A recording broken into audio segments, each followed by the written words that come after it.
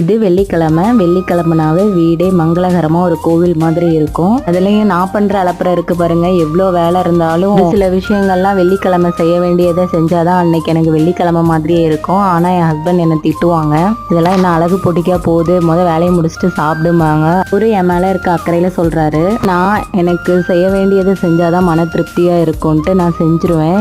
எவ்வளோ வேலை செஞ்சாலும் நம்மளோட மன திருப்திங்கிறது தாங்க முக்கியம். அப்புறம் அன்னைக்கு படி கொடுக்கறதுக்காக தேங்காய், பழம், அரிசி, கற்பூரம், ஊதிபத்தி, எண்ணெய், பூ இதெல்லாம் எடுத்து வச்சுட்டு இருந்தோம். எங்க ஊர்ல சித்திரை மாசம் கடைசி வெள்ளிக்கிழமை காலாவதி படின்னு சொல்லிட்டு எல்லா கோவிலுக்கும் இந்த மாதிரி கொடுப்போம்.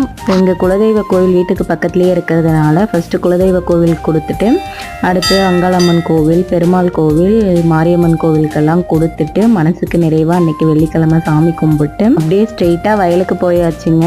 இன்னைக்கும் மருந்தடிக்கிற வேலை தான். நெக்ஸ்ட் வீடியோல பார்க்கலாம். பாய்.